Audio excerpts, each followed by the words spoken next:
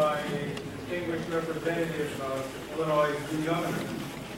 Mr. Dukowski, would you please stand, representing Governor Edgar?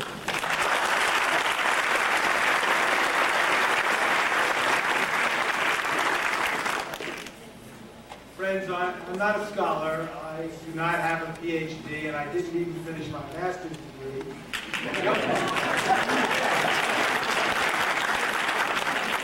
I don't say this with great pride, but I must tell you that it was always difficult for my Jewish mother to explain this to her friends whose sons were doctors and lawyers. And I'd say, what does David do? And my mother would scratch her head and say, well, he likes people and he brings them together. And the friends would say, yes, but what does he do for a living? Well, he works with a lot of different kinds of people.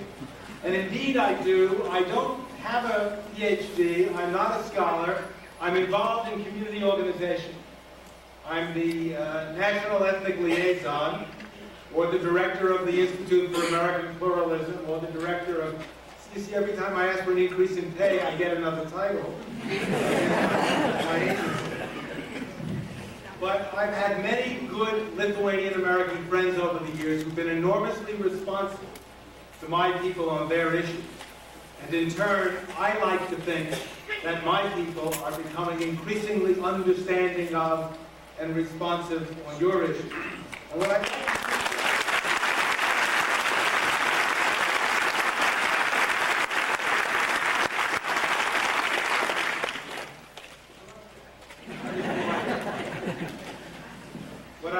I'd like to do today is to share a story with you based on my experience in reaching out to a number of other ethnic and minority and religious groups on behalf of a statement, a resolution for Lithuania that I helped some friends in your community circulate recently.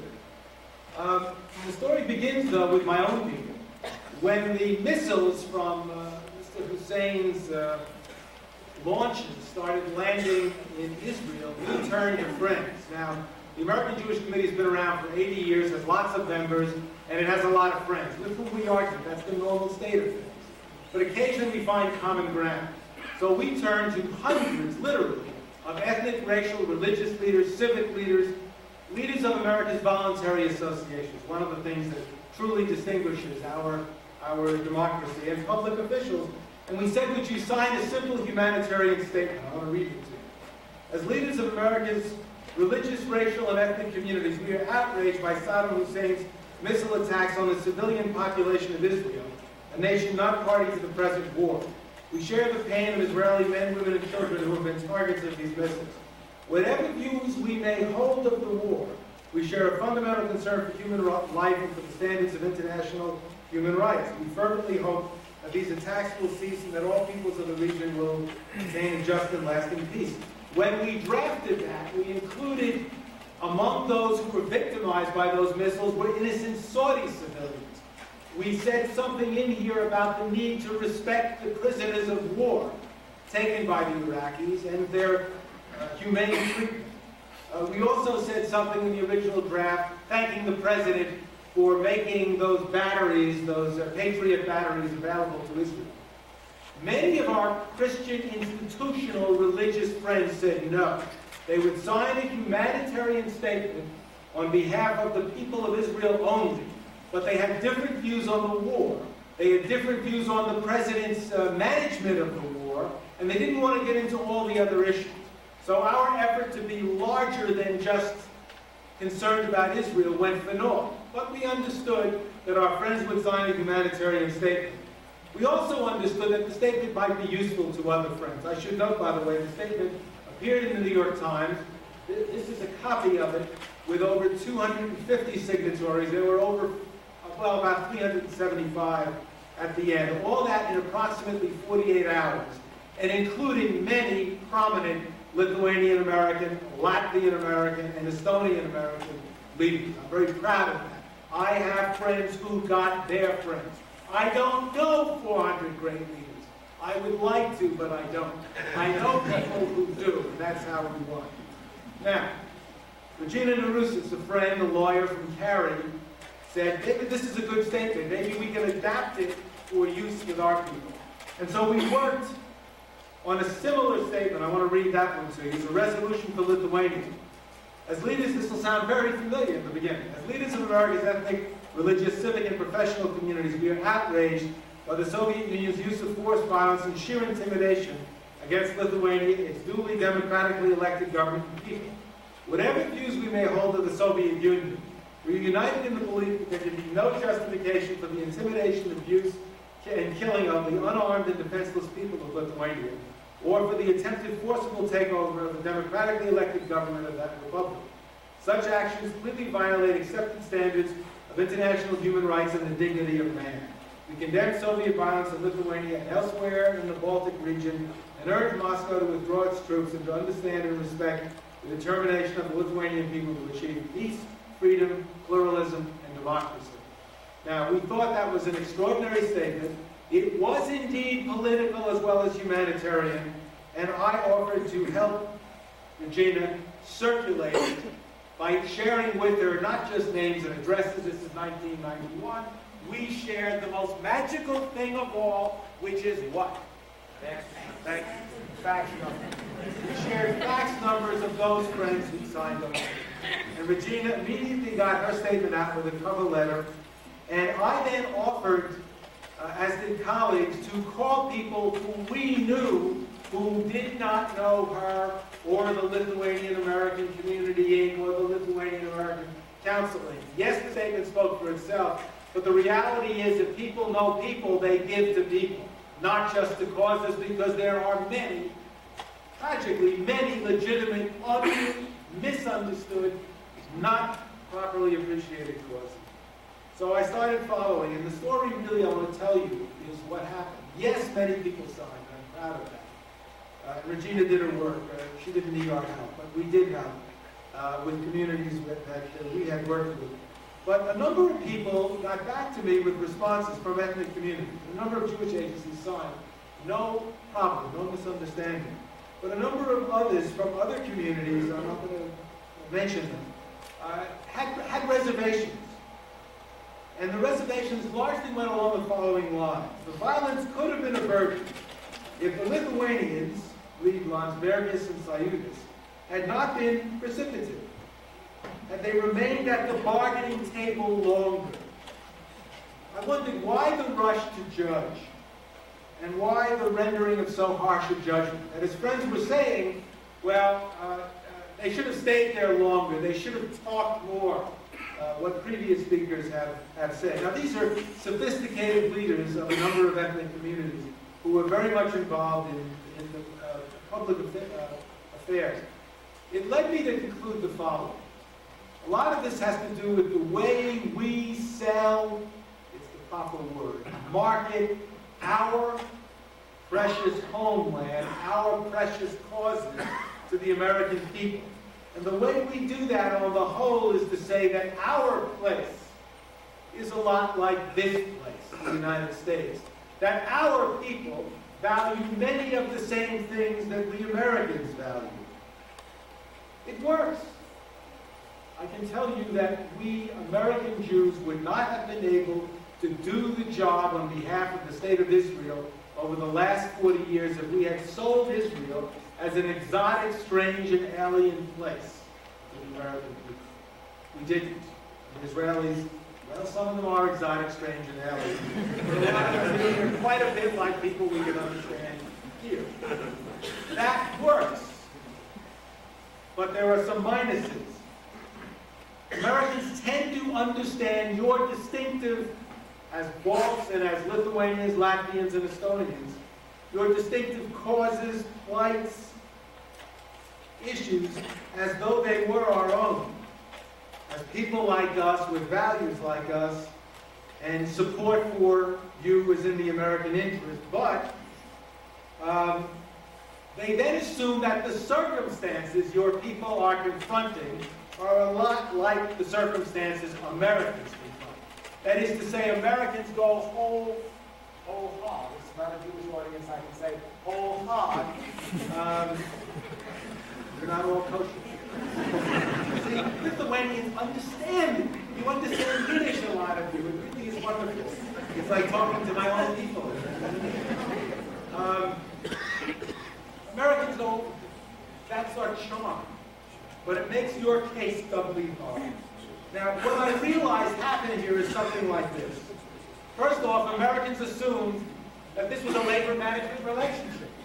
That somewhere in Lithuania, Congress or the parliament had enacted the National Labor Relations Act that governed relationships between labor and management. And Gorby, that cute, charming name, Gorby, was Henry Ford, management. Mr. Landsbergis was Walter Reuther, UAW. And Sayutis was the UAW.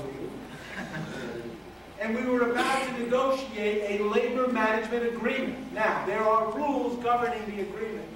There is mutual interest, there is self-interest, and eventually, if they keep talking, they'll reach the right conclusion. Oh, they may have to go out with a strike, but even using the strike weapon, my training is in labor relations, dispute settlement, even using the strike weapon has to be used judiciously, and Mr. Landsbergis had not used it judiciously, he had used it precipitously.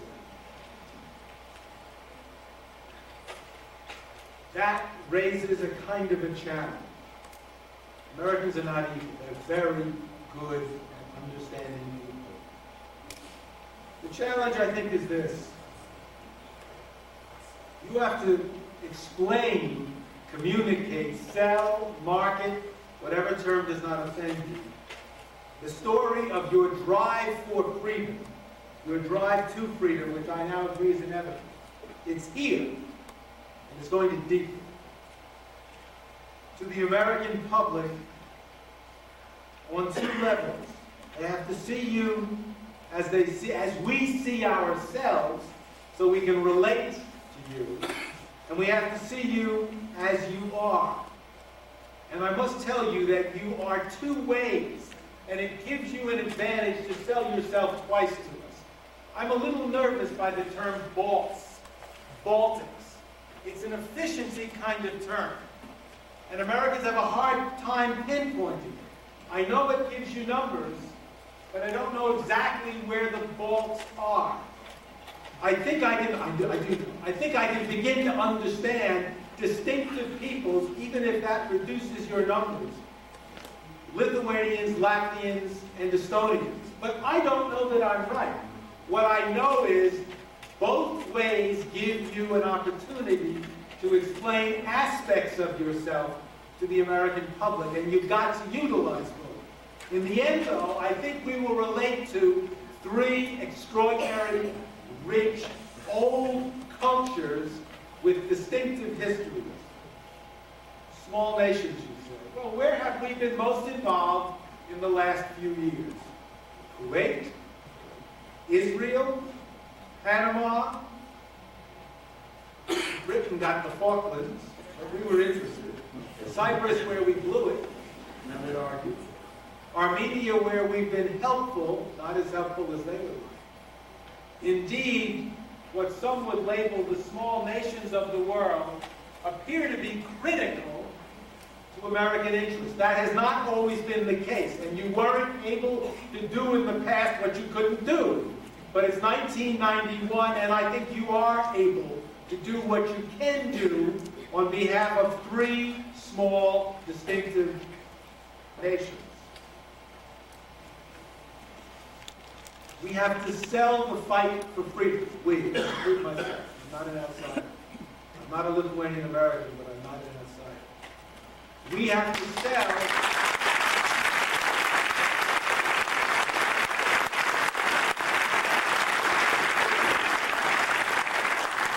I think we have to sell three distinctive Baltic nations, the Balts, if you will. Imagine if it were the Baltic Gulf and you people had it. Is there oil in the Baltic? Yeah. Yes. We have oil. Yeah.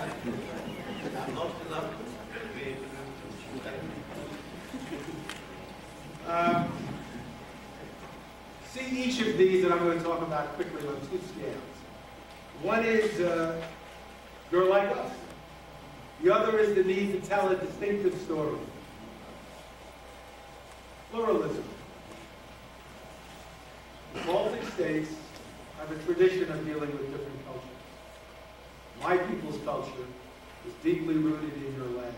We lived there for 1,000 years. We're not the only people living there now, in addition to the ethnic nationalists. Americans understand pluralism. We're a world nation.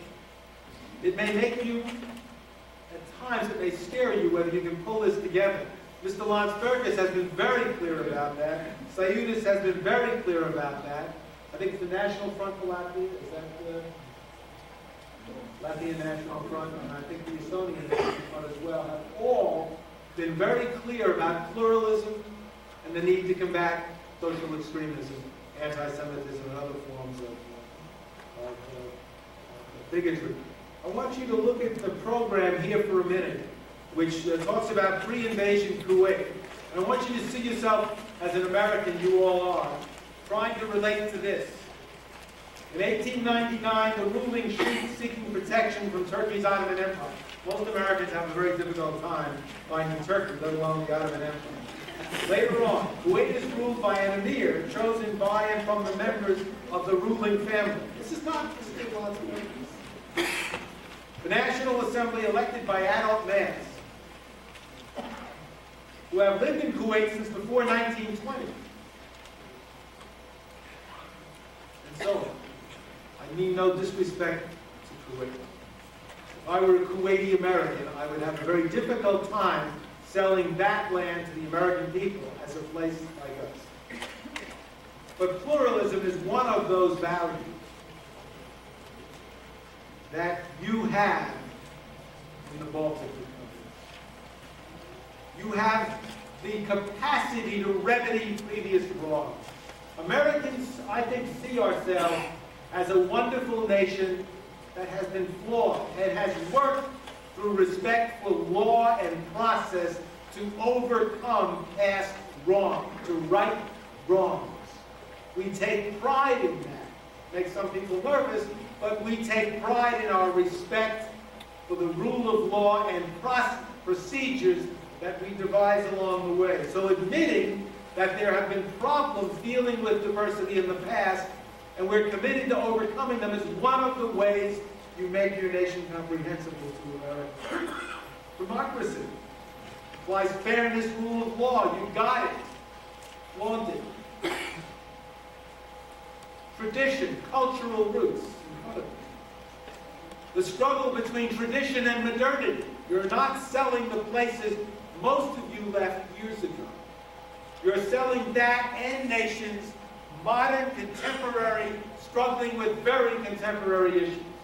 Americans can understand those issues, especially environmental issues, although I doubt that they can understand what the Soviets have brought environmentally to the Baltic nations, to Ukraine, to Poland, and to the other places in Eastern Europe. Voluntary association. Previous speakers have talked about democracy, government. This democracy affords enormous latitude for professional and communal associations to develop economic power, educational systems, social service systems, to deal with one another and to make deals with those who make public policy. Every man. This is not a country of elites. Here's a story you know. When I met Mr. Landsbergis several years ago, I was overwhelmed because this is one of the great leaders of a freedom movement in the world. And he gave me his business card. What did his business card say? What was it? Musicologist. I'm thinking I'm in the presence of one of the great human rights leaders of the world. And usually when you give someone your business card, it's what you're proud of. It's what you want to be known as. Musicologist. Said nothing about Sayudis. Or I'm a revolutionary fighting Corby.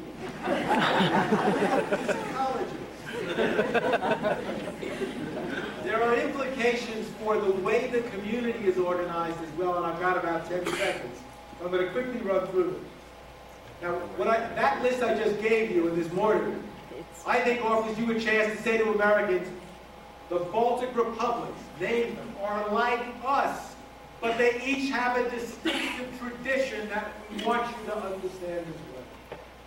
Now, what does this mean for your community here as ethnic Americans, what I'm centrally interested in and working with? Yes, I'm interested in what happens in Lithuania, Latvia, and Estonia, but I work mainly with Lithuanians, Latvians, Estonian Americans. Time is up. Quickly, you've got to be organized to be taken seriously by allies. You've got to support a stronger professional staff. You've got to have chapters that are disciplined and able to carry out national agendas. So that when the word comes from Washington or a national office that we need support in the following ways, you're there, you're disciplined, you're organized, you've got the funds to invest. This doesn't take vast amounts of money. It takes discipline and commitment. And you know that. You've got to be able to use the media. The media conveys images of you. It tells your story, especially the electronic media, and especially television. If the only story is, this is difficult to say and I don't want to be misunderstood, so I'll apologize in advance. If the only story is a service in a church with weeping people, and not the kinds of heroic, affirmative presentations we've heard today, then tradition overwhelms modernity and Americans lose you. Americans must see your tradition and your modernity hand in hand. Your organizations cannot only sell the past. They must sell you as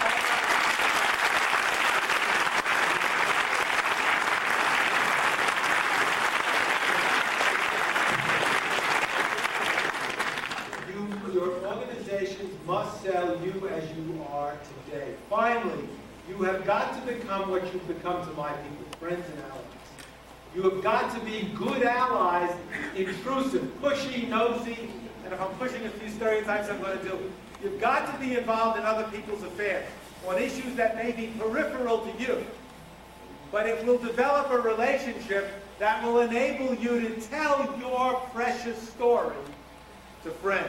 I'm looking at Al Demonskius, whom I met through one of the national offices of my agency because they share a law office together. And Bob Jacobs, one of my vice presidents, told me I must meet that man. As a very modern attorney who's been involved in school reform fights, yes, over a long, he has a lot of relationships on domestic issues with people not central to your lives until now. But you're in a war here for the attention of a fickle public. And to get you a fair share, each of the Baltic republics, to get your fair share, you have got to master the modern organizational techniques that your competitors use to tell their stories. You have a fine, fair, free, frank, story to tell, and you've got to tell it using all the technology that is available, and I would like to help you do it. Thank you.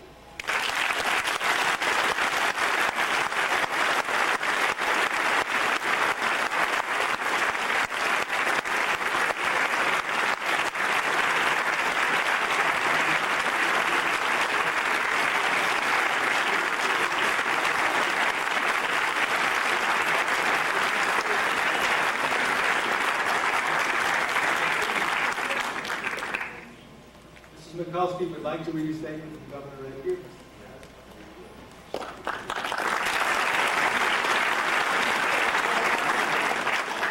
How do you follow such a dynamic speaker? It's absolutely excellent. Before I read a statement from the governor, I would personally like to express to you how I admire the Lithuanian people, how you have pursued and you've stayed so strong, you've kept the faith, you've kept the fight all these years. And when I see you in the class over here, and I think how many years has gone on, just want to say an inspiration to many of us, and you have our encouragement, our prayers, and our support. As you know, Governor Edgar is very concerned and wants very much to work with the ethnic groups. and especially the ethnic media. And he invited all the ethnic media to the inauguration. The night before was the press availability, and the Lithuanian media was there. Here's a man that's going to be inaugurated as governor of the state of Illinois, and the first question that came to the floor was from the Lithuanian media. It was about Bloody Sunday. He was fully aware of it. He gave a statement how much it was just deplorable, unacceptable, and he compared it to Hungary many years before. He was fully informed, and I thought it was just kind of a tribute to think that here he is going to be inaugurated, and he was giving his concern about Lithuania. And I also like to say a tribute to the Lithuanian press for being there too. Again, I just say I'd like to encourage all of you to keep pushing, and want to be wonderful. One of these days we'll be here and we'll truly be celebrating that Lithuania will actually be free. From Governor Edgar. As governor of the state of Illinois, I extend greetings to Lithuania and to everybody gathered to commemorate March 11th, the one-year anniversary of Lithuania's rededication of independence. The dedication of the Lithuanian people to the principles of democracy and their determination to seek independence peacefully in the face of economic and physical violence has captivated the attention of the world and gained our admiration and sympathy. May the people of Lithuania remain independent as a strong democratic republic. Sincerely, Jim Edgar, Governor of the State of Illinois. Thank you very much.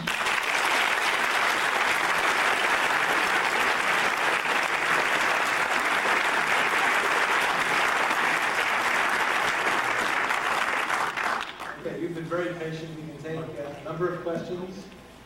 And I'm going to ask you if questions or comments, limit them to a minute. The speakers have all been very good about this, so I'd ask you also.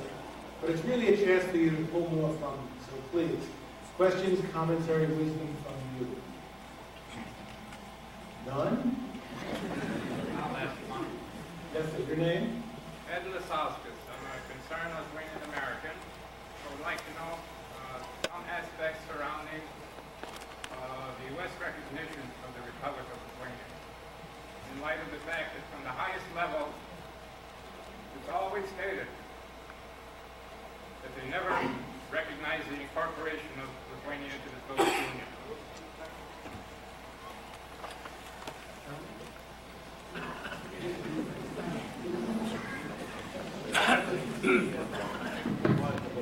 Okay, the American government, following the so-called Simpson Doctrine, has never recognized the incorporation of any of the Baltic states into the Soviet Union de jure. Legally, it is supposed to be illegal. However, to recognize the present governments, although they're duly elected and, fully acceptable in that sense, as legitimate government of Lithuania, de facto, the American government says is premature because they don't control yet their borders and the territory. That is the excuse the American government is using to try not to offend very much Mr. Gorbachev. I think they are wrong because they're betting on the wrong, almost a dead horse.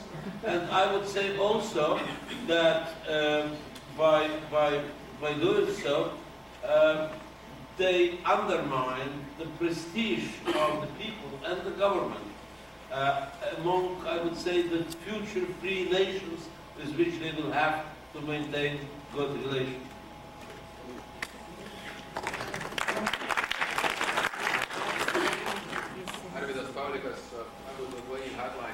Would any of you, or maybe all of you gentlemen, be willing to give us an estimate of the likely outcome of the March 17th Soviet-wide election? Not Soviet. That's fine. Soviets, those who want. Okay, let's do it like that. Well, it's very difficult to say.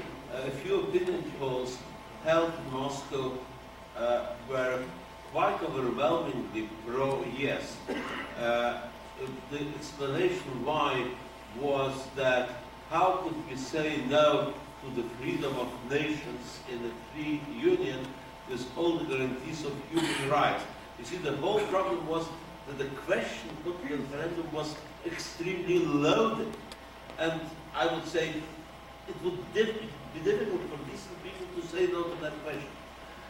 Also, the opposition and this Yeltsin didn't really pronounce their attitude because they were also somehow feeling not very comfortable by saying no.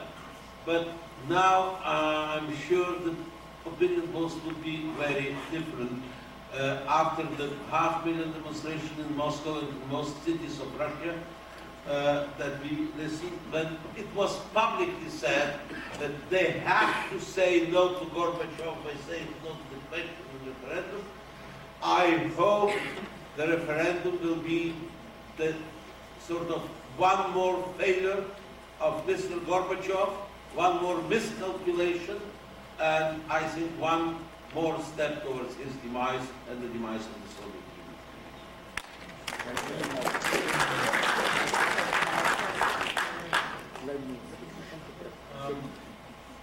I think it's clear that in the other republics other than Russia, the majorities will go for a dismemberment of the Union. The problem is that, as Professor Schwanz pointed out, the way the referendum proposal is phrased makes it almost say that if you're going to vote no, if you just look at the statement and you say no, it's like you want the present Soviet structure to remain in existence. It's not like, do you want the old system, do you want a new system, or do you want no system? It's implicitly, it's sort of like when you get a public opinion poll from one of your local congressmen. And you get sometimes the impression he really doesn't want to know how you feel on an issue because he phrases the questions in the questionnaire that it's sort of, you have to say the answer he wants or you sound like a jerk. And so he sort of has phrased this the same way.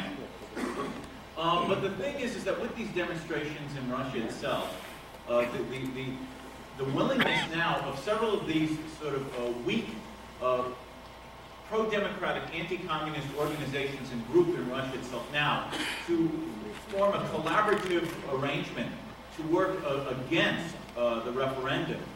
It's quite possible, it seems to me, that in a large number of areas of Russia, or maybe Russia itself, it may not be a majority. But the question is, what does it mean even if the people vote no? In a sense, it's a rebuff of Gorbachev. But Gorbachev has said that the referendum has no legal binding. It's nothing more than a glorified public opinion poll. So how will Gorbachev even treat this? That itself is a question. Well, as a lawyer, I would not ever answer a question like the one put to us, certainly not by giving clear answers or making a prediction. You also notice that my social science colleagues play lawyers as well. They're not making any predictions either. No, you are scientists now at the moment. So I would not make any attempt to make any kind of definite prediction. There are some things I've been wondering about in my mind without coming to any conclusion, and that is about the 6 republics which apparently are not going to hold this glorified public opinion poll. And I'm not quite sure what the mechanics is going to be in those republics and the Baltic states, which are among the 6, so as to not create a situation where the results that come out somehow suggest that at least the majority of those who participated in the balloting were in favor of continuation of the status quo. I'm not quite sure how it's going to be done. I haven't followed up on it. Maybe with my colleague on my left I think it occurs to many of us that this referendum is really largely going to be one in which people are going to vote for or against Mr. Gorbachev. But it's clear that he's not been a popular leader within the Soviet Union. He's had very good international exposure, but even 3, 4, 5 years ago, he was not viewed as a popular leader amongst the people in the Russian Republic. Certainly not popular in the Baltics. He's absolutely despised in Georgia. And in a way, it's a shame that these 6 republics that are not going to participate cannot be part of this statement against Mr. Gorbachev. But I think he will indeed discover in this first really elected statement by the people in the Soviet Union that he has quite a bit of opposition. May I just say one thing about Lithuania, about non-participation. President Landsbergis has declared that those people in Lithuania who feel that they are citizens of the Soviet Union and who would like to pronounce their opinion on the future of that country, which is not Lithuania, could really exercise their right on Lithuanian territory. I would say that's a very magnanimous, democratic, and very good statement for the PR purposes that you taught us. It's a wonderful statement, and I congratulate Mr. Landsbergis on his great state's wisdom. May I just add to it? This was what I was intimating, that I don't know about the other 5 places whether the same kind of concession has been made to those who might wish to participate, but that was my point in trying to figure out how the result is going to be read, because if the only people who participate are essentially independent people, then this might be used as a propaganda ploy against independence. Okay, now, when I was talking about Russia, I would like to remind also that in Ukraine, the effects of that vote that was really impossible to say no to, because as Professor Evering said, that would be saying yes to the present-day Soviet Union, not anything new. In the Ukraine, they put an additional question to the whole Union question. They said, would you like to see Ukraine being a sovereign democratic republic, like they did in Lithuania, Latvia, and Estonia polls? So in that sense, even if they say yes to the Soviet Union, they will say the majority yes, of course, no doubt about it, to an independent Ukraine. So it will be still a failure of Ukraine. So my comments were really concentrated only on Russia. In recent weeks and months, the Soviet actions have changed in the eyes of the public. I'd like to know the panel's comments on Western technological assistance to the Soviets in light of these changes. If you were able to design under what circumstances you would aid the given, I'd like you to address under what circumstances you would be given. And also, if the Soviet Union is crumbling, as the members of Congress have said, would it not be better to withhold technological assistance until the crumbling actually is finalized? I would basically say that it would be it's unnecessary for the U.S. government or Western governments in general to prohibit or bar or place barriers in the transmission or trading of technology. I think that the market itself would hardly give anything to the Soviet Union. If the United States government and Western European governments wouldn't supply loan guarantees, low interest credits, and so on and so forth, which basically are an attempt to stimulate the demand for Western European and American products to a foreign market. It's basically a welfare program for American business at potential taxpayers' expenses here. I don't think any of these companies would be trading with the Soviet Union. The economy is bankrupt. They're far into foreign debt already, the Soviet government. They're in arrears and paying interest payment on foreign debt. The ruble is non-convertible, and if it was made convertible, its value would fall to practically nothing. What reasonable, profit-oriented, market-oriented Western businessman would do any large-scale business with them, particularly involving high-cost technological investments or sales? I really think that if the U.S. and Western governments wouldn't stop giving the subsidized loans and loan guarantees and low-interest credits, the market itself in the West would say, Gorbachev, your credibility is zero for us to do business with you.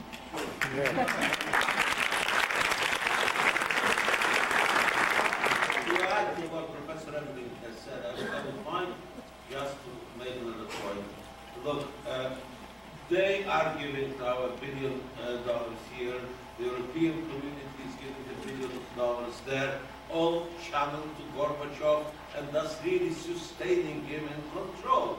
Now, the right thing to do, and is not to withdraw that help. Why not to sponsor some private businesses, but on condition that business deals go to private enterprises. Those things that are now suppressed and controlled by the KGB, by saying that only private businesses are qualified to make deals, the KGB interference and the state interference into private growing, just very, very weak private enterprise could be strengthened and the state could be really pulled back in the Soviet Union. We don't do that. That is the problem. I don't care putting $1 billion or $2 billion to the Soviet Union, but no penny to Gorbachev. Give it to private enterprise and make Gorbachev respected, because then the dollars are coming to the channels that undermine his power and the power of the party.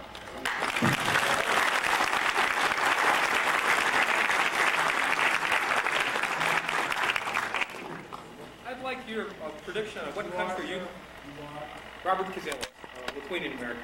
I'd like your prediction on what you think will be the next country to follow Iceland's lead, and if there's anything that we as American citizens can do to push those countries, including America, into recognizing the problem.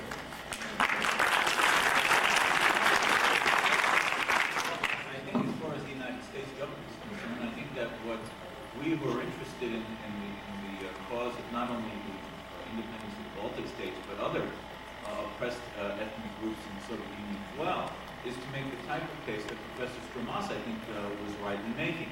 And that is to persuade, convince both public opinion and policymakers in Washington that the Soviet Union is a dead end, that Gorbachev is not the future, he's the past, and that the future will be some type of a commonwealth of the former Soviet republics, or they're just breaking off and having separate trade and political arrangements with each other. But the Soviet Union is the last colonial empire in the world of this size and magnitude. The empire is dying. It's going to be dead in Russia itself eventually. Russia itself will be free from Soviet imperialism.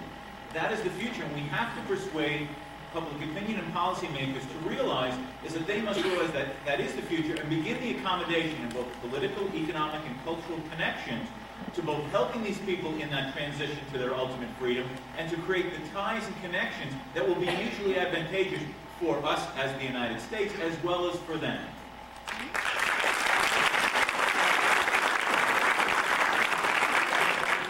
As for the next country which could recognize the Baltic states, I wish it would be Poland or Czechoslovakia.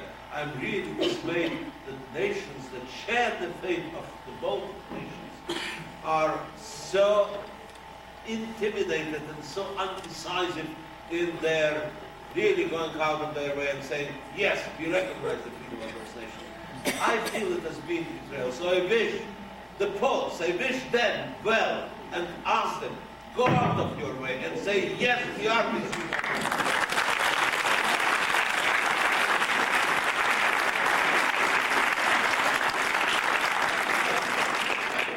I would say that it's impossible to predict what's going to happen in the future, but I think if we look at Iceland, a country that's recognized, Iceland is a very prosperous economic entity. Perhaps a country like Norway, which has its own natural resources, may be a next such country.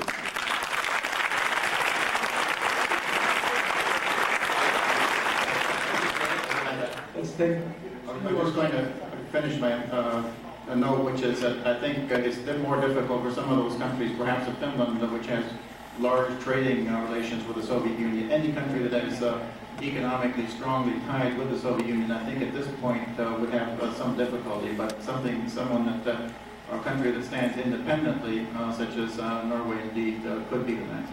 I'll just add that, though it may sound peculiar, I recently read this past week that Latvia has made a trade agreement with Taiwan, the Republic of China and Taiwan.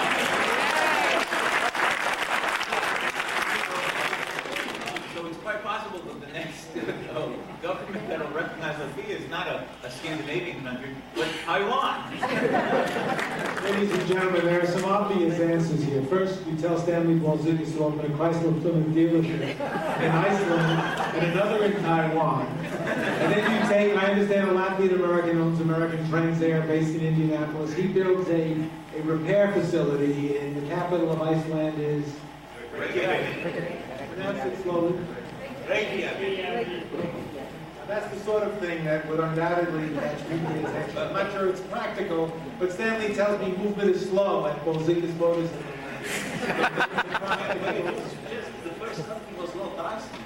The first country to recognize Lithuania's independence was Moldavia, the Republic of Moldova. And the second was the Russian Republic under the treaty, I was just saying. Two more questions, yes, sir. My name is Johannes Jurgens. Probably my question would not fit exactly in the scope of your discussions, but the current dilemma of receiving mail from Soviet Union and sending mail to Lithuania, Latvia, and Estonia. Can anybody comment on that, please? I've received mail from Estonia. I have for some time. As late as 2 weeks ago, I still was receiving Christmas cards. The mail is coming through in dribs and drabs. I think the conventional way in which most people communicate today is by giving letters to those people that travel back and forth. I think conventional mail is just hopelessly slow. It may take 2-3 months. 2 weeks ago, I received a letter from a party that was interested in coming to the United States. So she mailed her letter November 25th. That was in around about 3 months. But you know, anyone, most people who travel back and forth, either visitors coming from the Baltic Republics or people from here going overseas, there's generally not too much harm in carrying mail. It's light, it's easy to take with, and I think that's the answer to it. One last question. What remedy would you propose? What should we do?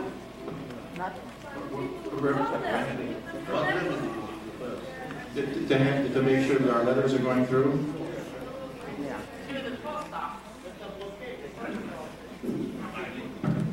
Someone proposing the U.S. Postal Service take over the... one last comment. Yes, sir. My name is Paul Vidages. I'm with the Lithuanian American Council. I hope that Israel state, which suffered so much, there's so much to do with Lithuania, probably should be the next state to acknowledge us de facto in the Euro.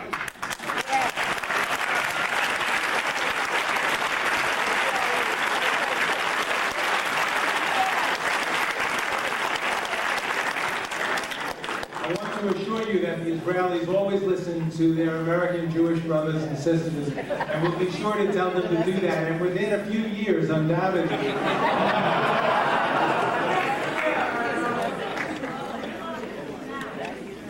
Israel, by the way, has a consul general in Chicago. You should get to know. Discussions may not produce what you want immediately, and there are some reasons for that, and that's something we can talk about. But he must know you. And the other thing that I can assure you is beginning to happen, and some of you know this, and it will deepen, is that Lithuanian Jews living in Israel, Lithuanian Jews and Christians in Lithuania are going to deepen a relationship, because those Israeli Lithuanians are Lithuanian Jews. They know you. And that's going to be helpful. But it may not happen fast. The principal reason being the exodus of Jews from the Soviet Union, from the republics of it. So this is the greatest exodus in the history. You know, we're people with a lot of exodus. What's the world? We have a lot of it. This is, we have reason to believe, the greatest out-migration in the history of the Jewish people. And it is an extraordinary time to be living for us. I know for some of you there are different reactions, and I think we understand each other. Mr. Landsbergis is extraordinary. It seems inevitable that you will have a Jewish community small now, much smaller, left in Lithuania. But the Jews leaving Lithuania, it's my understanding, leave with rather positive feeling. And in Israel, where most of them are going, you're going to have another Lithuanian community. So, two things. Getting to know the Israeli Consul General here, assuming that no missiles are raining down on his family in Israel, and he has time for this. It's a very interesting method. And getting deepening relations with Lithuanian Jews who leave for Israel. Will pay off for Lithuania, I'm sure. Okay, thank you very much for your time.